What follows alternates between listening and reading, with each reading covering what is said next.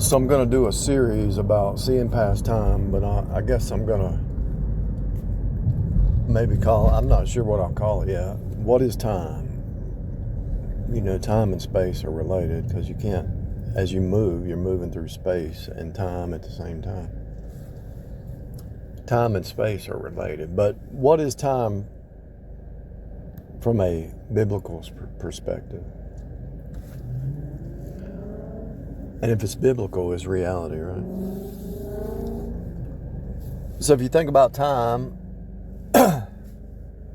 you go from 12 o'clock midnight till 12 o'clock midnight, or 12 o'clock noon to 12 o'clock noon. If you look at it from the model that they gave us going around the sun, you go around you rotate every 24 hours and you go around the sun every 365 days? It's been a long time since I studied the planetary model. But irregardless of what model you use, time is still the same.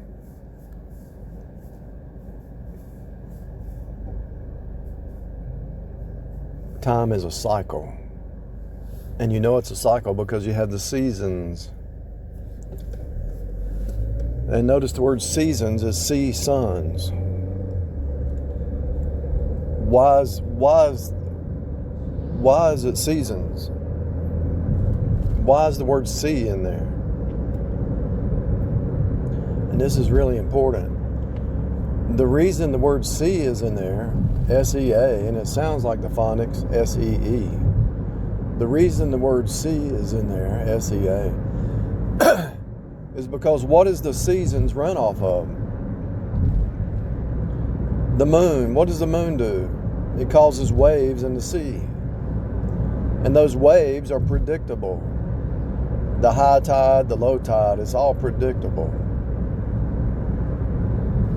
And if you notice what the world is doing, they're paying attention to the signs of the times. They're paying attention to the stars, the horoscope, the tides, the weather, the seasons, the farmer, the planting, the reaping, the planting, the harvest, the planting, the sowing. So without the moon, the 28-day cycle, you wouldn't have the sea, right? And so the fact that you have the seasons, you can actually see what's going to happen next year before it even appears.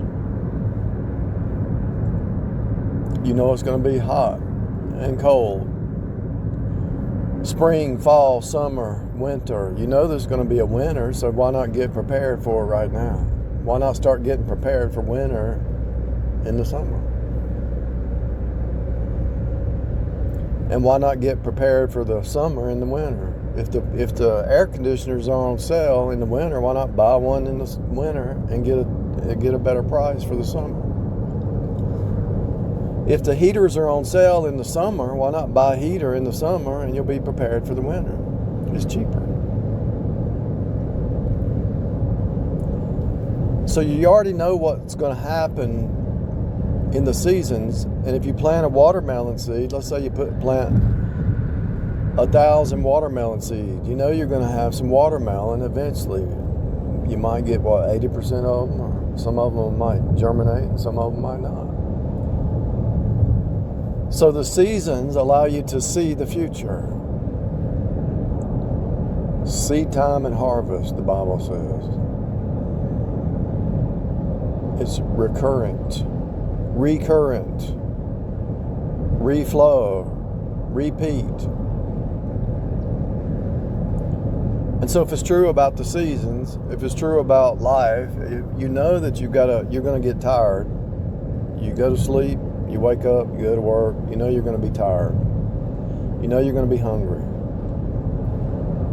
So when you know the cycles of your body, the cycles of the seasons, the cycles of industry, the cycles of everything around you, then you have to adjust appropriately. When I was younger, I was doing construction and there was a cycle in construction that there was no work in January and February. So I had to get out of that. I wanted to get in industries that were busy all year long. Not just one season that they were busy. Yeah, you could work yourself to death and save up for the year, but who wants to do that? Why not create a flow all year long?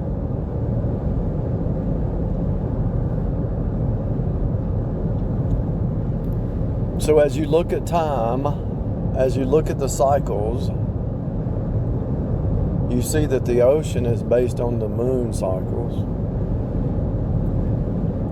And you have to ask yourself, why is the moon going around the earth 28 days?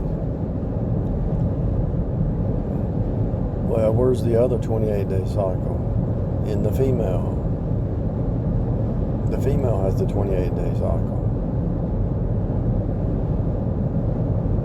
So she's connected to the moon, or the moon is connected to her.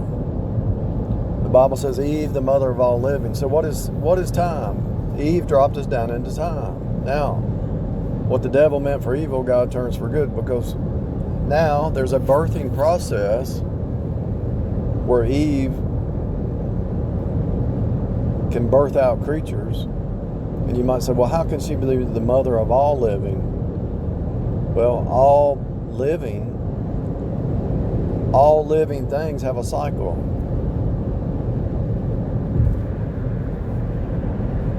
The man has cycles in his body too, but there's less. The birthing cycle is a strong cycle. A strong pattern that she follows that's built into her. But the man's pretty much the cycles in the man is what your main cycles are: eating and sleeping, So she has to deal with a lot more than the man. And so that's why you see the moon going around the earth, Mother Earth. You see the creation submitted to the Creator. And you see creatures like the devil and creatures like Bill Gates and these people who think they're gods, wanting to usurp God. And so it's the same pattern, it's archetypical pattern. And so these archetypes are encoded in reality. You can't deny it, it's right in front of you. Even Jesus said you can see the times of the seasons, but you can't see your own heart. You can see the weather patterns, but you can't see the seasons of what's happening in front of you when it comes to God and His Son and salvation. Even though these seasons point to that.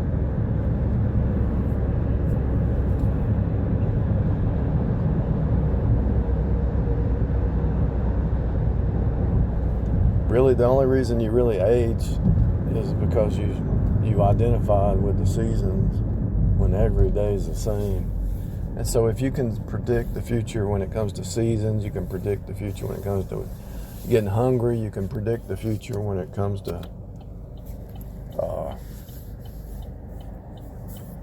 when you're going to be tired, you can predict the future when it comes to pretty much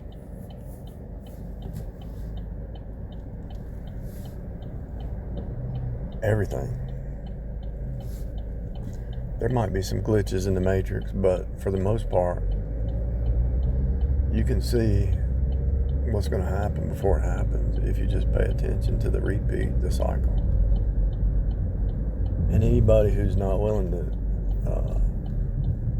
step into this and call it crazy, it's because you're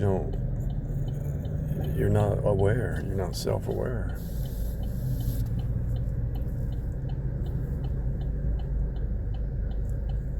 You can predict your spouse, you can predict your kids, you can predict, everything's a pattern.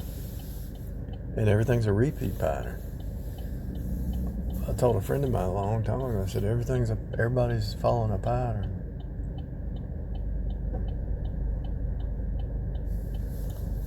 And they said, Are you saying I'm following a pattern? Yeah. Everybody around you is following a pattern. The negative Nancy's following a pattern.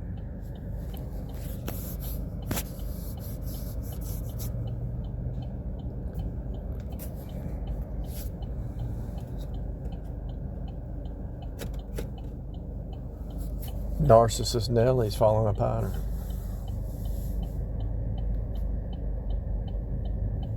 They think they control their self, but they're not self-aware. How can you say you're outside a pattern if you're not self-aware? And even if you are self-aware, there's still certain patterns you follow without even knowing it.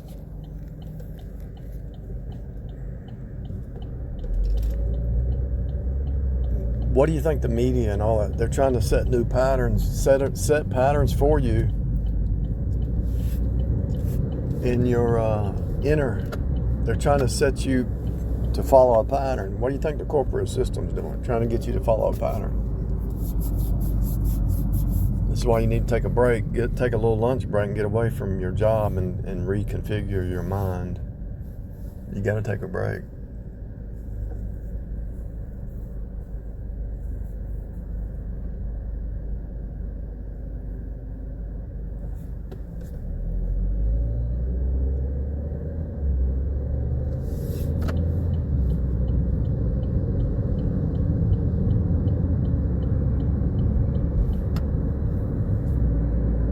Even taking a break will be a pattern. You start creating patterns where you take a rest. Even in music, there's patterns, and this is so obvious. So what is time? It's a pattern being sown. It's a birthing process. It's a cycle. It's a repeat. And if you listen to a song enough times, you already know what's going to be said. So let's say you learn the lyrics of a song. Well, you already know. Every time you hear that song, you already know the lyrics. You can sing the lyrics because you've heard it 1,000 times. And so that's the way life is. If you've played it enough of the lyrics of life, you already know the pattern. You can do it 1,000 times.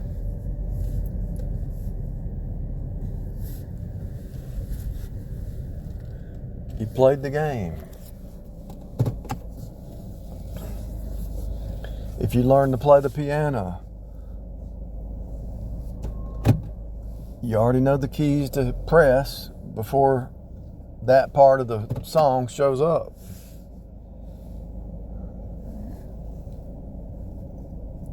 Eventually what happens, you see that everything is inside time and everything is a repeat cycle and it's going to get old. And once it gets old, that everything is the same, you've been through it before.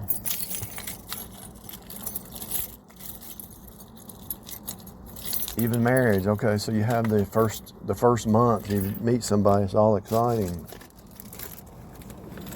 They get together, get married, whatever, start to try to make a baby. After 30, 60 days, it becomes routine.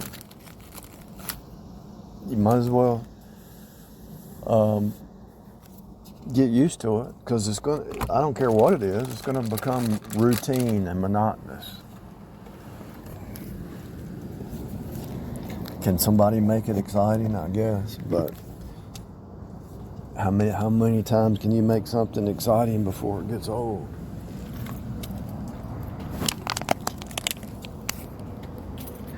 Everything that you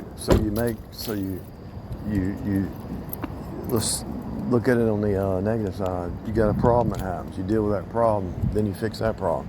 Then there's another problem. You fix that problem. Then another problem. Fix that problem. Another problem, fix that problem. So it just keeps repeating. So same with something new, something fun, something exciting, something new. So you experience that. Then you experience something else. And then eventually, after about 20 things that you've experienced, this is why YouTube and all the social media is getting boring. That's why I say we left the real world for the internet. Now we're going back to the real world away from the internet to escape, because it's becoming ridiculous. It's insanity. Imagine the people who were born into this internet phase. To them, it's boring. They were just born with it their whole life. What kind of fun is that?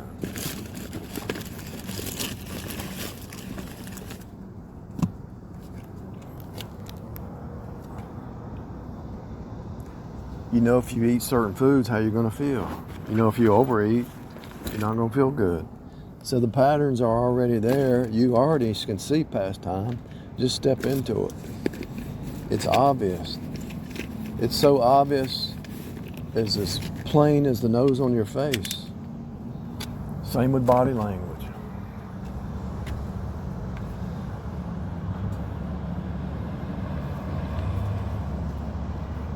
You know, at 8 o'clock, you got to punch that clock. So you can predict the future Monday through Friday. On the weekend, you can predict the future. And if you can predict it in 1 week, you can predict it in 4 weeks, and 8 weeks, and 16 weeks, and a year, and 2 years, and 5 years, and 10 years. It's easy. It's really the easy button. You can predict the future because time is a cycle. And if time is a cycle and you can predict the future, then everything is the now. You already see it in the now because you've already seen it in the past, and there's no past, so everything is the now. And so you can act according to the now of what you want to see in the future. In other words, the harvest.